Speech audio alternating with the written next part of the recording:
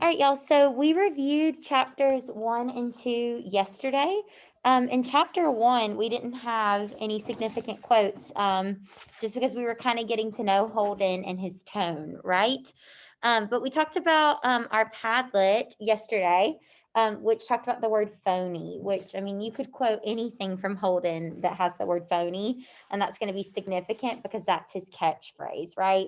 And we talked about this idea of phoniness if it's required to have a bit of loss of innocence, or do we consider adults phony? Does that have to happen in order to be an adult? And I did really appreciate our conversation yesterday. That was like a really nice, chill class where it was nice to just talk and kind of hang out and get to know Holden more. Okay. So again, I want y'all to keep in mind that theme of that pad that we talked about yesterday. Does a loss of innocence require a certain amount of phoniness? And again, a main theme already being loss of innocence and coming of age. Okay, those are the two things we really want to focus on throughout this book. All right, so we talked about chapter 2, and I wanted us to just have these notes written down. A lot of them should, already be in your the response analysis that you do each night. But these are the ones that we talked about yesterday. So I just want to review again because we have this metaphor of a game coming back up in the chapters you read last night, which were chapters 3 and 4. Okay. So Mr. Spencer tells Holden, life is a game, boy. Life is a game that one plays according to the rules. And this Holden responds very differently to people than his internal response, right? We get to hear all his thoughts, which are actually really funny, right? And pretty comical. But again, what's the word I told you guys yesterday you should always think of when you think of Holden? Cynic, exactly. Okay, so he's very cynical, right? And that cynicism isolates him. But we meet another cynic in chapter 3. And who is that other cynic? His friend, the guy that Ac- likes to, like, Ackley, right? Okay, good. And we're going to talk about Ackley. One of my favorite characters, which I'll explain why later in the novel. Okay, so again, this idea of a cynic. And so he'll say things in his head, right? Or he'll think things, excuse me, but then what he says is very different. And we talked about how that's hypocritical because he's going around calling everyone a phony, right? When he himself is putting off a phoniness. And we also need to think about our own definition of phony and what that means, because sometimes just being nice isn't necessarily fake, right? Just like he talks about Ackley with brushing his teeth. We're going to kind of talk about that some too. Ooh, give me heebie jeebies to like think about Ackley, right? In some ways, those mossy teeth. Teeth should never be described as mossy, right? Oh my Lord. All right. So this is again typical Holden cynic. This is what he thinks, right? Game my ass, some game. If you get on the side where the hot shots are, it's a game, all right. I'll admit that. What is the hypocrisy and the irony here about this quote? he has the ability to be a hot shot. He is a hot shot, right? Because in the game of life, privilege and money and wealth, and I would also argue his gender during this time period, and his gender even now, being a male, right, in the 1950s, he is a hot shot. He has it all, except for he doesn't consider himself on the winning side, and we're going to learn more about the reasons why. Okay, so again, we have Mr. Spencer, then we have Holden's internalized reply, and then again, one of my favorite quotes that I told y'all about that I just wanted you to write here was, I never yell good luck at anyone. It sounds terrible when you think about it. So I just think that's kind of a fun one for us to think of because I kind of watch myself now because I kind of see how that could be taken like the wrong way, right?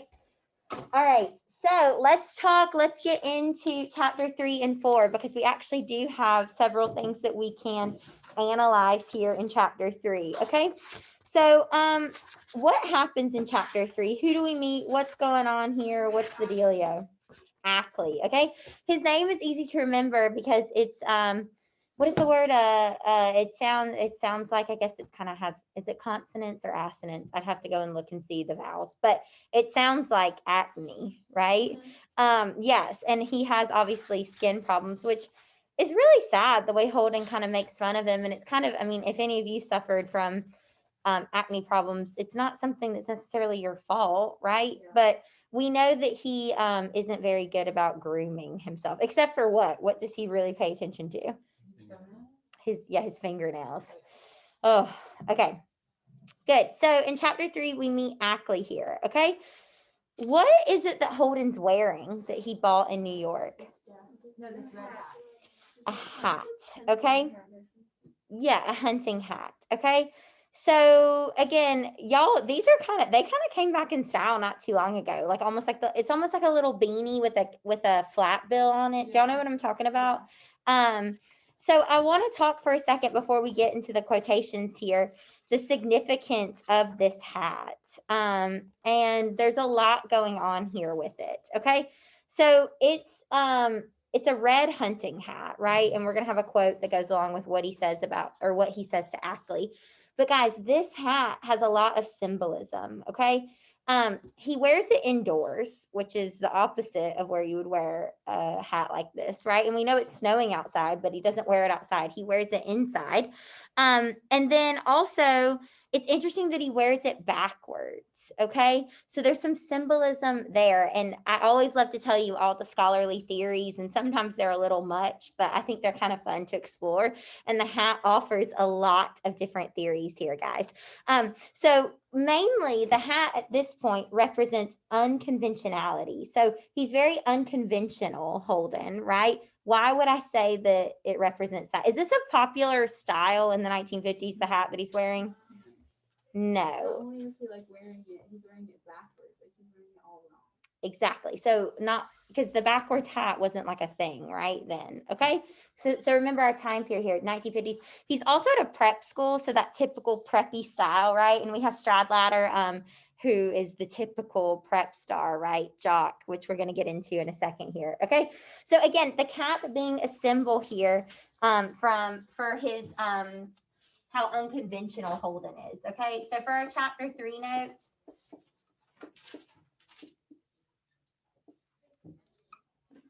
Yep. Okay. So let's talk about the hat is a symbol.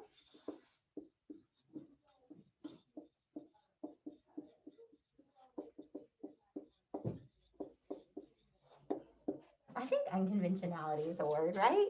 If something's unconventional. Sure. Y'all get what I'm saying.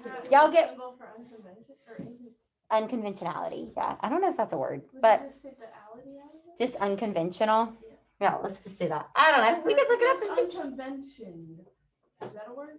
I don't know. I should know these things. But anyways, for unconventional, right? His style, what he's wearing on the outside is reflecting the inside, right? Okay. So he wears it indoors. Yeah, can you look it up, Theory? Thank you.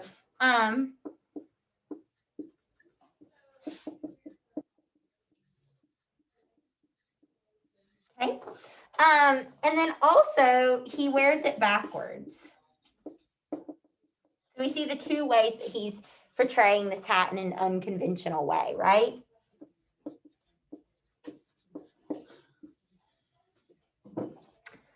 Okay. This is what I want y'all to pick up on too. We're going to talk about perhaps what this means, but when we think of sports, let's think unconventionality is a word. Nice. Cool. Did I spell it right? Did you just add an ITY on the end of this theory? I think so. But a better word that I found was non-conformity. Oh yeah, that is better. Non-conformity. Y'all get it though, right? You could say any of these words, right? Or kind of buzzwords for this hat. Okay, good. Yeah, and like yeah, that's good. Like anti-conforming, conforming, all that stuff. Okay. So he wears it indoors, he wears it backwards. But let's go back to this. When we think of a sport, when we think of baseball, and he alludes to baseball, right? He talks a little bit about like a baseball player, I think. What y'all know I'm so sporty. What position wears the hat backwards usually? Catcher. Catcher. Catcher on the right. The catcher. Okay, I read a whole article this morning on it, guys. I'll post it if you want it. Again, spending my free time doing this. Okay. So the fact that he himself already in chapter 3 is representative of a catcher. Okay. So obviously this is a sport metaphor, but I told you guys, I gave you a little hint that the catcher in the rye is an allusion, excuse me, to Coming Through the Rye, which is a Robert Burns poem, which we're going to read about halfway through. No, you don't need to write this. We'll do a whole day on it. Trust me. Okay. And we'll talk about it's all about a loss of innocence in children running through a rye field, and the rye field representing like isn't it like wheat or something like that? Like rye bread? I picture it like really golden and like really beautiful, like a rye field. We're gonna look at it. We'll do a whole thing on this poem, but I just get so excited about all of this because it's just so incredible, everything with this poem. What is the poem called? Coming Through the Rye. Yeah. Jenny, coming through the rye. You guys are gonna watch a video of my mom actually teaching that lesson to you because she does an incredible Scottish accent. So we're gonna I'll let her teach it to you. But anyways, I get ahead of myself, but I like for you guys to keep these things in mind. We're gonna the poem is actually quoted later in the book. It's a song that he hears and that he keeps repeating. And the whole point is that it's these children coming through a rye field, and he wants to be able to catch them, right? And to keep them, because at the end of the rye field is a cliff. Okay. So we'll kind of get into all that, but this idea of being a catcher. So it's a play on the title, right? Because the title of the poem isn't Catcher in the Rye, it's Coming Through the Rye, but it's Holden desperately trying to catch the children before they go through the rye field. So you could probably your wheels could probably start turning as to like what this has to do with everything. Okay. But I wanted to allude to that because, I'm such a sporty girl and I just love to talk about baseball any chance I get. Okay. So again, this idea that the catcher, a baseball catcher,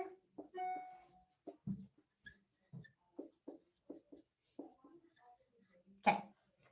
There's something else here too, which I want to write down the quote that's significant about this. We're going to go back and talk about one of my favorite quotes in the novel, which is on page 25. But let's skip a little ahead because we're talking about the hat. So Ackley notices him wearing the hat. Okay, I'm just going to every character says something about the hat. Exactly. So that should show you how unconventional it is. And it's red, right? Which we can talk about. I mean, we've already had Fitzgerald under our belt. So color imagery is our jam, right? We understand like the blues and the greens. And I would argue red, certainly. And we have red on the cover. We can talk about that a little bit more as we get further in here, which is super interesting. Okay. I'm just going to read the dialogue between Ackley and Holden on page 29. Where the hell did you get the hat? He said. New York. How much? $1. You got robbed. He started cleaning his GD fingernails with the end of a match. He was always cleaning his fingernails. It was funny in a way. His teeth were always mossy looking, and his ears were always dirty as hell, but he was always cleaning his fingernails. I guess he thought that made him a very neat guy. He took another look at my hat while he was cleaning them. Up home, we wear a hat like that to shoot deer in, for Christ's sake. That's a deer shooting hat. Like hell it is. I took it off and looked at it. I sort of closed one eye, and I was taking aim at him. This is a people shooting hat, I said. I shoot people in this hat. That was my favorite line. Whew. If that doesn't give you chills, if that is not foreshadowing, okay? So remember, we talked about Chekhov's gun, right? Which, tell me the Chekhov principle. Once a gun is introduced, it must be shot. Yes, if a gun, if you have if you have a play and a gun is even hanging on the wall in Act 3, then by Act 5, if it's a 5-act play, right, following Shakespeare's traditional 5-act plays, it must go off, okay? So I would argue too, we don't have a physical gun here. We have an allusion to a gun. And also, I mean, it's a teenage boy, right? Like, pow, pow, pow. I mean, I think we're a lot different now. Hopefully we're more sensitive to like going around like with gun signs, right? But foreshadowing, guys, for sure here, okay? Whether it will be a literal gun or a hypothetical gun, but I also want to talk about this huge theory with the reason why he wears the hat backwards. So let's write this quote down and then I'll get into that. Okay, this is a people shooting hat is what I'm going to quote here on page 30.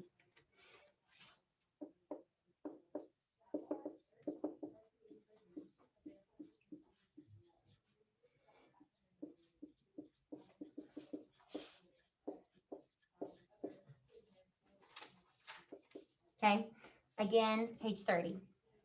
Okay, if you were hunting, how would you wear the hat? If you were hunting for animals, how would you wear the hat? Going forward.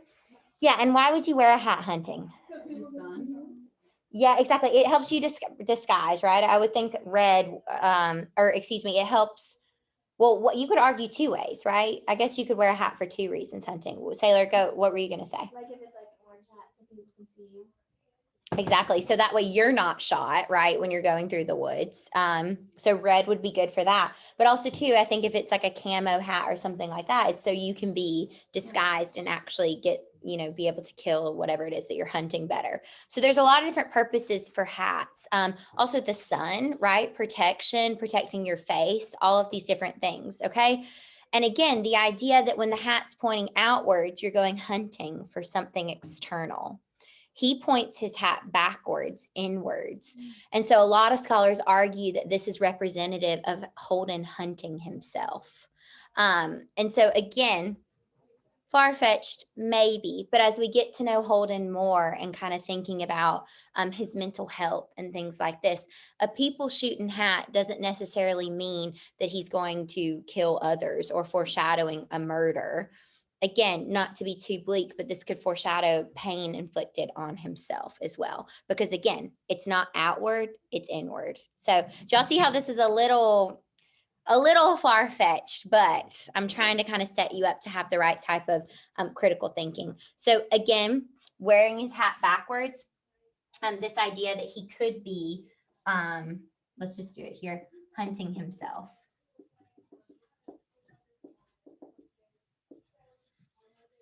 Okay. And again, the fact that he's wearing it indoors, right? Inward, he's not wearing it outdoors. It's not an external hunt that he's going on. Okay. Meta, a lot of things going on there, but kind of cool to think about. Isn't that interesting? And Lucy, you said every character comments on it. So clearly it's something that Salinger wants us to take note of through his Also, dialogue. Is it significant that, like, I don't know who said it, but someone was like, you got ripped off for it? Yeah, he was just kind of like, it cost $1, which to us, $1 sounds like a pretty sweet deal for a hat, right? I have an example here of the big thing with Holden is hyperbole, right? He exaggerates everything.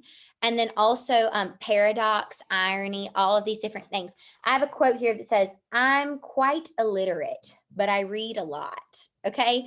So I want to put this as an example here. We talk about Holden as an untrustworthy narrator. Okay. So this is just one example of that, which I think is important here. So I'm just going to put this, and this is before the quote about the hat. We're kind of backtracking here, but I'm quite illiterate.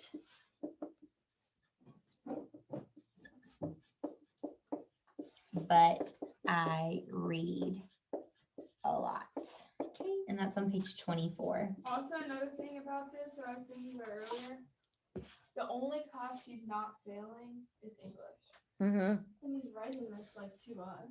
Yeah, exactly. And also we know that Stradlater asks him to write his English paper, right? So we know that Holden is smart. Again, that idea that he is totally capable, but he just doesn't apply himself. Okay. Now, this is one of my favorite quotes. We don't have to write it if y'all don't want to, but this is when you know you've read a good book, y'all. And I feel this way, of course, with every book I've put on our list for our syllabus, and every American author, I would argue, except for maybe Hemingway. We can do without him, right? All right, on page 25, this is what he says. What really knocks me out is a book that when you're all done reading it, you wish the author that wrote it is a terrific friend of yours, and you could call him up on the phone whenever you felt like it. How amazing would that be if we could call up old Zora and just talk to her about Janie, right? How amazing would that be if we could call up Fitzgerald? And I think that's a true testament to a good book. I always think that, like, would I want to talk about this more with the author, or did it serve its purpose and I'm done with it, right? I think the books we return to are the ones that we consider the authors as our friends. It sounds kind of lonely, maybe nerdy. I don't know, but these are the best friends you can have, in my opinion. Nerd alert. Okay. So I just think this quote is just so sweet, right? Like, just call up an author. But it's ironic because Salinger was kind of a really like mean, nasty person in some ways, and he would never want you calling him up. So again, we have some irony there. I should never call him mean or nasty. I don't know him, but he had some tendencies to be a little difficult That's how I'll put it there. Difficult. Okay. Sweet. So we learned about Ackley, all this other stuff. Ackley is significant, okay? Ackley is a foil character to Holden. And what is foil characterization? What does that mean? Reflective, like very similar. Yeah, exactly. Reflective. So something that's opposite, but exposing something that's the same, right? So, for example, let's think of some other foil characters we've had. Like name 2 foil characters in the past. Give me anything we've read this year. Nick Buchanan could be like Gatsby, I guess. Okay, so you mean Nick Carraway?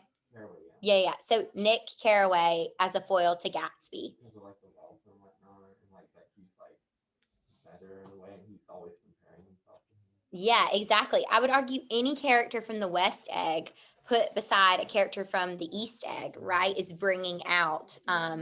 They're similar in some ways, right? And I think even that's a good one too. But I think even Gatsby and Tom, right, because they both have money. They're both men during this time period, the I meant 1920s. Tom Buchanan, like Daisy's husband. Oh, okay. Yeah. Okay, good. So good. Tom and Gatsby. Perfect. Y'all see how that's a foil characterization. Okay. We have Myrtle and Daisy as foils. Okay. And a lot of times it's to expose a hubris or a fatal flaw in one of our characters. What is a fatal flaw? Like something that could like one of their most detrimental flaws. Like something that's the most important wrong thing about you. Exactly. Like Gatsby's would be like, I mean, like the one about like Gatsby and Tom, that would be like their greed and like their obsession and like Daisy. Exactly. So when we think about too, let's think all the way back to the Crucible, the first longer text that we read this year. We've got Elizabeth Proctor and John Proctor as foils in a lot of ways, right? Her goodness brings out his fatal flaw of hypocrisy, right? Do we remember all of these things? Okay. And hubris too is pride, which a lot of our characters have a lot of pride. And when I think of pride, I think of John Proctor. I think of Tom Buchanan.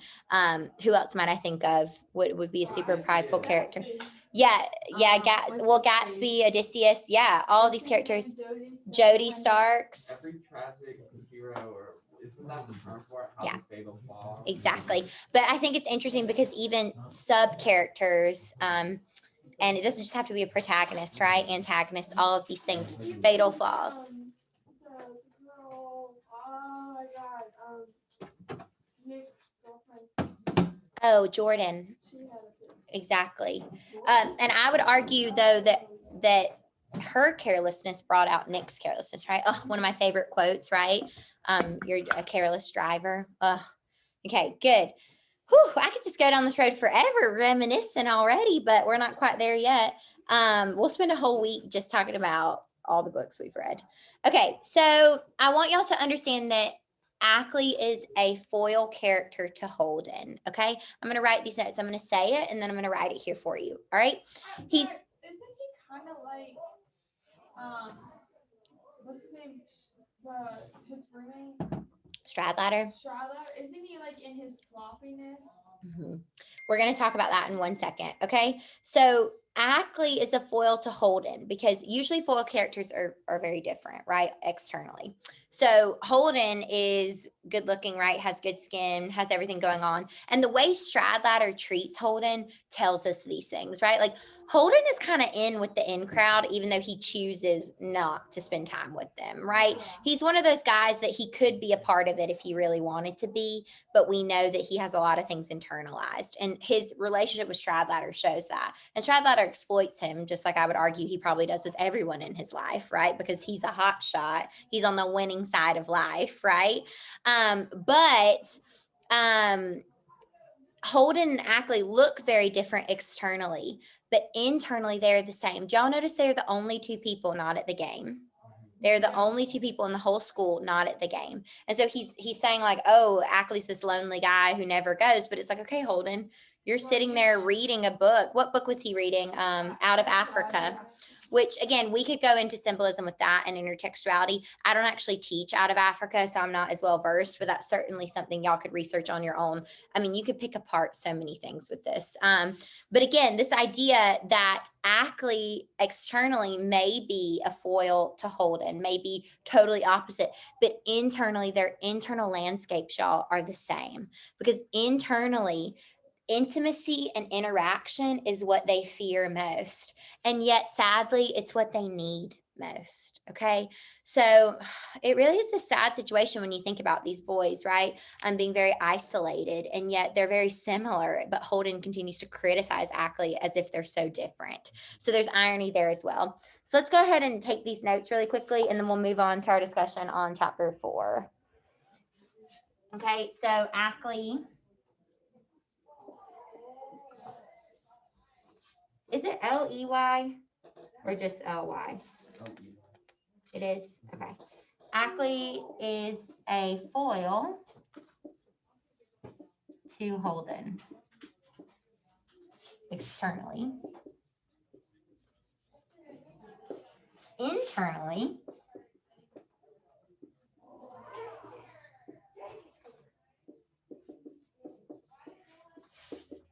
Externally. his characterization exposes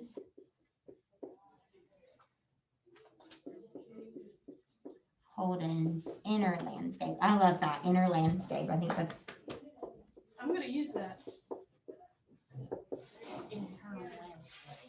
intimacy.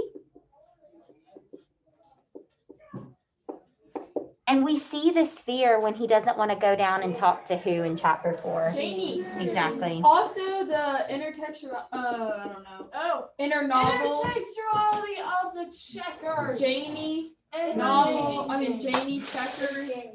Jane. Yes. I love it. I love that we're already thinking that way. Yes. Intimacy and interaction are what he fears, but needs most. And I would argue that's the same for Ackley too. My best friend. Okay. Good. Good, good, good.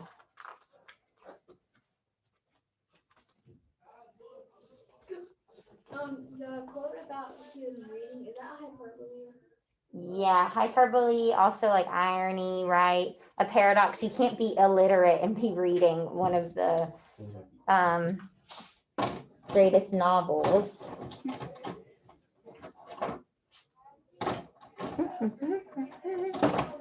All right, are you ready for chapter 4? Last one here. Is this too much? Like, is this reading too much into this? I don't know. No. It's probably interesting, Matthew, because you've read it before. Is this picking up on things maybe you hadn't? It's making me. What? I'm kind of want to talk to you about it afterwards. Okay, that's cool. And also too, because you know kind of what happens. Yeah, sweet. All right, y'all ready? Chapter 4. We don't have too much, but of course, a really awesome quote here about checkers. Well, I feel like in these 2 chapters, we kind of just meet these 2 new characters. Yeah, Stradlater too. Yeah. Okay, good. So chapter 4. Basically, can someone summarize what goes down in chapter 4? That's when Jane is introduced. Yeah, so he's getting ready for his date, and like Conan goes down like the shape, but he was like shaping, and then we see like how ironic it is that he's like so Charlatter's like so perfect on the outside, but he like keeps all his tools unclean. Like he calls him like a secret slob, and then like He's like a yearbook person. What is he? Oh, he's yearbook good looking, right? and So then, stereotypical good looking, And right? then he's like, oh, who are you going on a date with? And he's like, Jane. And then we figure out that he used to live close to Jane, and like they used to play checkers. And then he goes on his date, and he's like says that he's going to go say hi to her, but he decides that he doesn't want to, and doesn't feel like it. But then the rest of the night, he's like thinking about her because they like. I mean, Stradlater gets experience, and like he doesn't want Jane. Like he's like afraid. What is he gonna do to her? Good. He admitted to being a nervous person too, which was like his first time admitting something about something. That was personal. Yeah, exactly. Good theory. Thanks, Abby. All right, so I have one quote for this chapter, but there's a lot to unpack here. Okay, so he has a date. Good. So you were talking about how downstairs Jane Gallagher is waiting, and it's his childhood neighbor, right, in New York. And he lives in the city, right? His parents live in the city. So Jane Gallagher, they used to play checkers together, right? I'm going to read this on page 41. Used to play what with her all the time? Checkers. Checkers? For Christ's sake. Yeah, she wouldn't move any of her kings. What she'd do when she'd get a king, she wouldn't move it. She'd just leave it on the back row. She'd get them all lined up in the back row. Then she'd never use them. She just liked the way they looked when they were all in the back row. So again, then Holden starts talking about her childhood and how she has this weird stepfather who's always walking around in his underwear. That's on page 41. Let's write this quote and then I'll kind of break it down for us, okay? Why did he react like that to the checker stuff? What do you mean? When he was like, checkers. Oh, he just thinks it's like a childish thing, right? Which again, that's part of our theme too here. Checkers is, I mean, we have adults play checkers, but I feel like games like that are very childlike, right? You think of playing checkers when you're younger with your parents, maybe? I think of playing checkers when you're older. Yeah, she would. Yeah, that's true too. At the end of life, at the beginning, and then also old people too. That's really interesting. Yeah, good. Yeah, she wouldn't move any of her kings.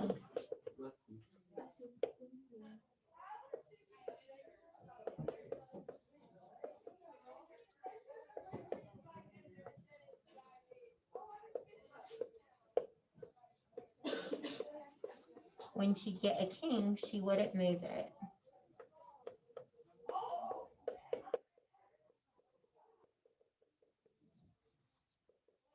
She'd just leave it in the back row.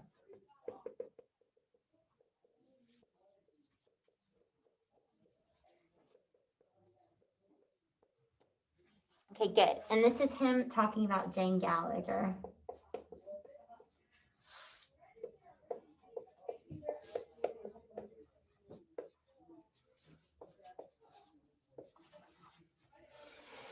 Okay.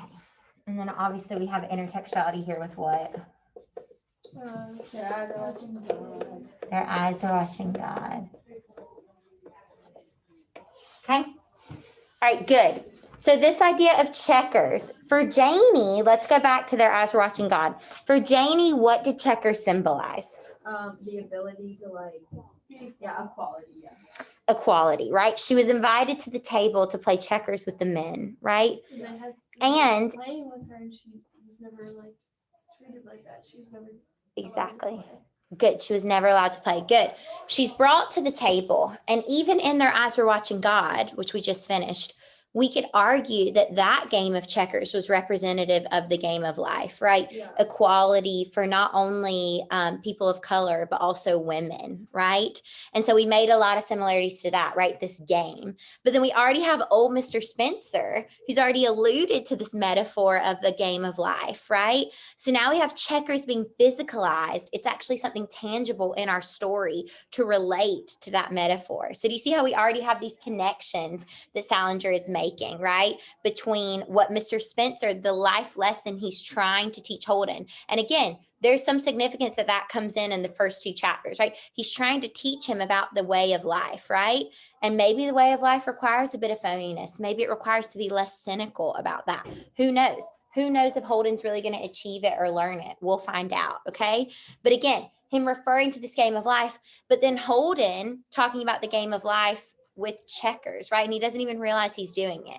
But let's think about this. Why would she keep her checkers? Why would she keep her kings on the back row? Because what's the point of checkers? So use your kings to take and jump over everyone else. Exactly, because you want to get to the other side of the board, Yeah, right? Kings can move anywhere. They're not restricted. Exactly.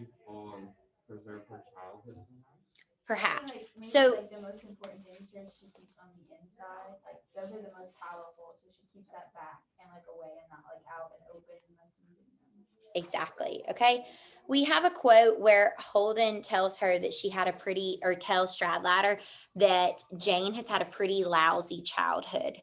We don't get any more details than that, but it's interesting that he's talking about this stepfather being inappropriate the way he walks around. We don't know what's happened to Jane. Holden hasn't told us this. We don't know if Holden even knows. Okay.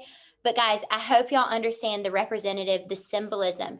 She is, if all of the kings are lined up on the back row, she has a defense wall up.